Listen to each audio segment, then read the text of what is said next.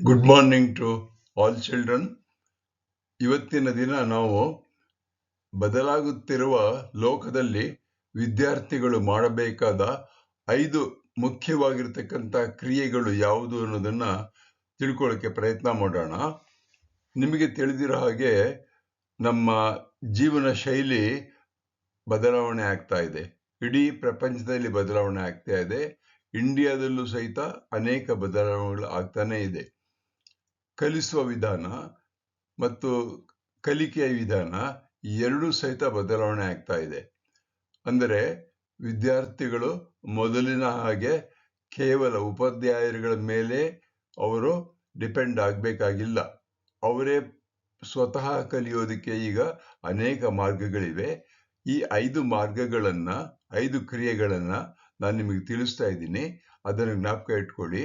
ಅದು ನಿಮಗೆ ಮುಂದೆ ಬಹಳ ಸಹಾಯ ಮಾಡಬಹುದು. ನಾನು CG ನಾಗರಾಜ್ ಅಂತ 60 ವರ್ಷಗಳಿಂದ ಶಿಕ್ಷಕನಾಗಿ ಕೆಲಸ ಮಾಡ್ತಾ ಇದ್ದೀನಿ. ಆ ಅನುಭವದಿಂದ ಈ ಒಂದು 5 ಮುಖ್ಯವಾಗಿರ್ತಕ್ಕ ಕ್ರಿಯೆಗಳನ್ನ ನಿಮಗೆ ತಿಳಿಸ್ತಾ ಇದ್ದೀನಿ.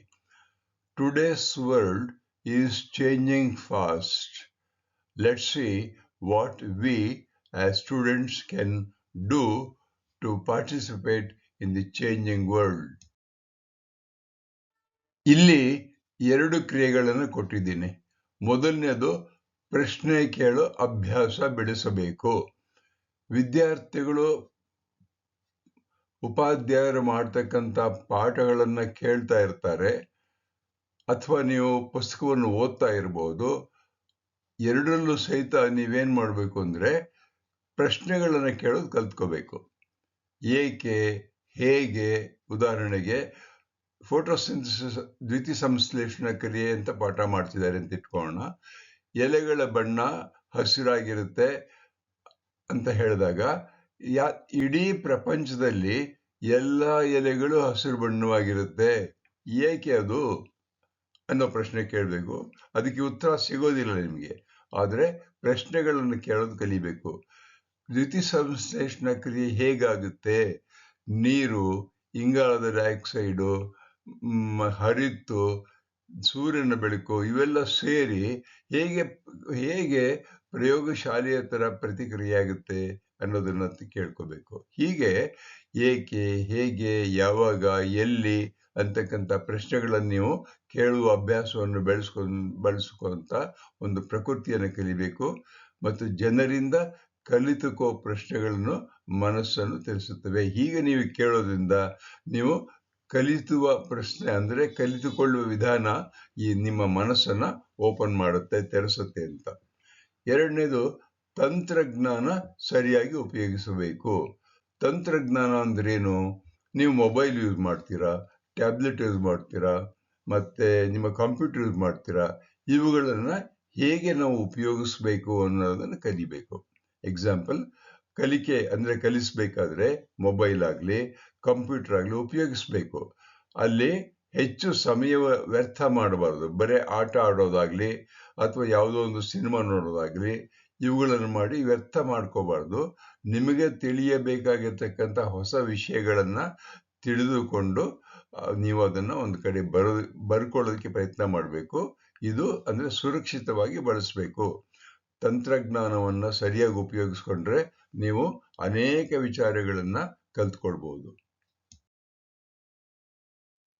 ಇನ್ನೂ ಒಂದು ಮುಖ್ಯವಾಗಿರ್ತಕ್ಕಂಥ ಒಂದು ವಿಧಾನ ಅಂತ ಹೇಳಿದ್ರೆ ಒಟ್ಟಿಗೆ ಕಲಿಯುವ ಅಭ್ಯಾಸ ಬೆಳೆಸಬೇಕು. ಅಂದ್ರೆ ಟೀಮ್ ವರ್ಕ್.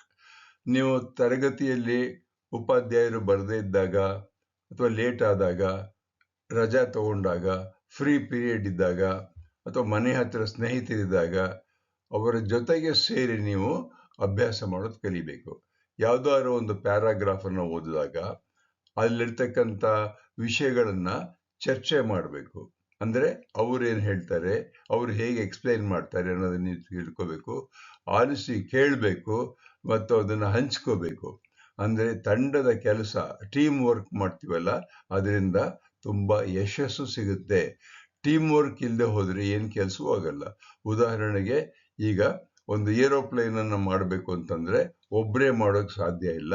ಅನೇಕ ಟೀಮ್ಗಳು, ಬೇರೆ ಬೇರೆ ಟೀಮ್ಗಳು ಸೇರ್ಕೊಂಡು ಕೆಲಸ ಮಾಡುತ್ತೆ. ಹೀಗೆ ಎಲ್ಲ ಕೆಲಸವನ್ನು ನೀವು ನೋಡಿದಾಗ ಪ್ರಪಂಚದಲ್ಲಿ ಪ್ರತಿಯೊಂದು ಕೆಲಸವನ್ನು ಒಂದು ಟೀಮ್ ಅಂದ್ರೆ ಒಟ್ಟಿಗೆ ಕಲಿಯತಕ್ಕಂತ ಮಾಡ್ತಕ್ಕಂಥ ಒಂದು ಅಭ್ಯಾಸ ಇದೆ. ಅದನ್ನು ನೀವು ಕಲ್ತ್ಕೊಳ್ಳೋದಕ್ಕೆ ಅದನ್ನು ಉಪಯೋಗಿಸ್ಕೊಳ್ಬೇಕು. 4ನೇದು ಸೃಜನಾತ್ಮಕವಾಗಿ ಯೋಚಿಸುವುದು ಅಂದ್ರೆ ಕ್ರಿಯೇಟಿವಿಟಿ. ಕ್ರಿಯೇಟಿವ್ ಅಂತಂದ್ರೆ ನಾವು ಬೇರೆ ರೀತಿಯಾಗಿ ಕೆಲಸ ಮಾಡ್ತಕ್ಕಂಥದ್ದನ್ನ ಕಲ್ತ್ಕೊಳ್ಬೇಕು. ಹೊಸ ವಿಷಯ ಪ್ರಯತ್ನಿಸಿ ತಪ್ಪುಗಳಿಂದ ಕಲಿಯುವ ಪ್ರತಿಯೊಂದು ಸಮಸ್ಯೆಗೂ ಹಲವಾರು ಪರಿಹಾರಗಳಿರುತ್ತೆ. ಅಂದ್ರೆ ಹೊಸ ವಿಷಯಗಳನ್ನ ಕಲ್ತ್ಕೊಳ್ತಾ ಇದ್ದಾಗ ಕೆಲವು ಸರಿ ಅರ್ಥವಾಗದೇ ಇದ್ದಾಗ ನಾವು ಅದನ್ನ ಸಮಸ್ಯೆ ಇರುತ್ತೆ, ಹಲವಾರು ಪರಿಹಾರಗಳನ್ನ ಹೇಗಿರ್ಬೇಕು ಅನ್ನೋದನ್ನ ನಾವು ಯೋಚನೆ ಮಾಡ್ಬೇಕು. ಈಗ ಯಾವುದೋ ಒಂದು ಪಾಠ ಓದ್ತಾ ಇದ್ದೀರಾ, ಆ ಪಾಠ ಓದ್ಬೇಕಾದ್ರೆ ಒಂದು ಪ್ಯಾರಾಗ್ರಾಫ್ ಓದಿದಾಗ ನಿಮ್ಗೆ ಅರ್ಥವಾಗೋದಿಲ್ಲ. ಏನ್ ಮಾಡ್ಬೇಕು ಅವಾಗ ಅಂದ್ರೆ ಪುನಃ ಪ್ಯಾರಾಗ್ರಾಫ್ ಅನ್ನು ಓದ್ಬೇಕು. ಅಲ್ಲಿರ್ತಕ್ಕಂಥ ಕಷ್ಟವಾದ ಪದಗಳನ್ನೇನು ಅಂತ ಕಲಿಬೇಕು. ನಿಮ್ಮ ಸ್ನೇಹಿತರನ್ನ ಏನು ಅಂತ ಕೇಳಬೇಕು. ಇಲ್ಲ ನಿಮ್ಮ ಮೊಬೈಲಲ್ಲಿ ಹುಡುಕ್ಬಿಟ್ಟು ಗೂಗಲ್ ಅಲ್ಲಿ ಏನಿದೆ ಅಂತ ತಿಳ್ಕೋಬೇಕು. ಅಂದ್ರೆ ನೀವು ನಿಮ್ಮ ಪ್ರಶ್ನೆ ನಿಮಗೆ ಅರ್ಥವಾಗದೇ ಇರ್ತಕ್ಕಂಥ ವಿಚಾರವನ್ನು ಕಲಿಬೇಕು ಅಂದ್ರೆ ಗೂಗಲ್ ಅನ್ನ ಉಪಯೋಗಿಸಿ, ಚಾಟ್ GPT ಉಪಯೋಗಿಸಿ, ಇವನ್ ಜೆಮಿನಿ ಉಪಯೋಗಿಸಿ, ಇವುಗಳನ್ನೆಲ್ಲ ಉಪಯೋಗಿಸಿ AI ಸಹಾಯದಿಂದ ನಿಮಗೆ ತಿಳಿದೇ ಇರತಕ್ಕಂಥ ವಿಷಯಗಳನ್ನು ತಿಳ್ಕೋಬಹುದು. ಮತ್ತೆ ನೀವು ಅನೇಕ ರೀತಿಯಾಗಿ ಹೊಸದಾಗಿ ಕಲಿಬಹುದು. ಉದಾಹರಣೆಗೆ ಈಗ ನನ್ನ ಒಬ್ಬ ಮೊಮ್ಮಗ ಪದ್ಯಗಳನ್ನು ಬರಿಬೇಕಾದ್ರೆ ಅವನು ಎಲ್ಲ ಪಾಯಿಂಟ್ಸ್ನು ಅವನು ಏನ್ ಯೋಚನೆ ಮಾಡ್ತಿದೆ ಅನ್ನೋದನ್ನೆಲ್ಲ ಅದನ್ನ ಕಂಪ್ಯೂಟರ್ ಫೀಡ್ ಮಾಡಿದಾಗ ಒಂದು ಒಳ್ಳೆಯ ಒಂದು ಪದ್ಯ ಬರುತ್ತೆ. ಆಮೇಲೆ ಆ ಪದ್ಯವನ್ನ ಪುನಃ ಕೂತ್ಕೊಂಡು ಎಡಿಟ್ ಮಾಡ್ತಾನೆ. ಆಗ ಅವನು ಪದ್ಯ ಬರೆದಾಗುತ್ತೆ. ಅದೊಂದು ಕ್ರಿಯೇಟಿವಿಟಿ, ಅದೊಂದು ಸೃಜನಾತ್ಮಕವಾಗಿರ್ತಕ್ಕಂಥ ಕೆಲಸ. ಈ ರೀತಿ ಮಾಡೋದನ್ನ ನೀವು ಕಲ್ತ್ಕೊಳ್ಬೇಕು. 5ನೆಯ ಕ್ರಿಯೆ ಯಾವುದು ಅಂತ ಹೇಳಿದ್ರೆ ದಯಾಳುವಾಗು ಮತ್ತು ಜವಾಬ್ದಾರಿ ಇಟ್ಟುಕೋ. ದಯಾಳುವಾಗು ಅಂದ್ರೆ B kind and take responsibility for your work. ನೀವು ಯಾವುದೇ ತರಗತಿಯಲ್ಲಿ ಓದ್ತಾ ಇರಿ, 5, 6, 7, 8 ಅಥವಾ BA ಯಾವುದೇ ಓದ್ತಿದ್ರು ಸಹಿತ ನೀವು ಕೈಂಡ್ ಆಗಿರ್ಬೇಕು. ಮತ್ತೆ ಜವಾಬ್ದಾರಿ ರೆಸ್ಪಾನ್ಸಿಬಿಲಿಟಿ ಇಟ್ಕೊಳ್ಬೇಕು. ಸತ್ಯವಾಗಿರ್ಬೇಕು ಮತ್ತು ಸಹಾಯ ಮಾಡ್ತಕ್ಕಂಥ ಪ್ರಕೃತಿಯನ್ನು ಕಾಪಾಡಬೇಕು. ಒಳ್ಳೆ ಮೌಲ್ಯಗಳನ್ನ ನಾವು ಕಲ್ತ್ಕೊಳ್ಬೇಕಾಗುತ್ತೆ. ಅಂದ್ರೆ ಪ್ರಕೃತಿಯನ್ನು ಕಾಪಾಡು ಅಂತ ಹೇಳಿದ್ರೆ ನಾವು ಎನ್ವೈರನ್ಮೆಂಟ್ ಇದೆಯಲ್ಲ, ನಮ್ಮ ಎನ್ವೈರನ್ಮೆಂಟ್ ಅದನ್ನ ಕಾಪಾಡೋದಕ್ಕೆ ಪ್ರಯತ್ನ ಮಾಡಬೇಕು.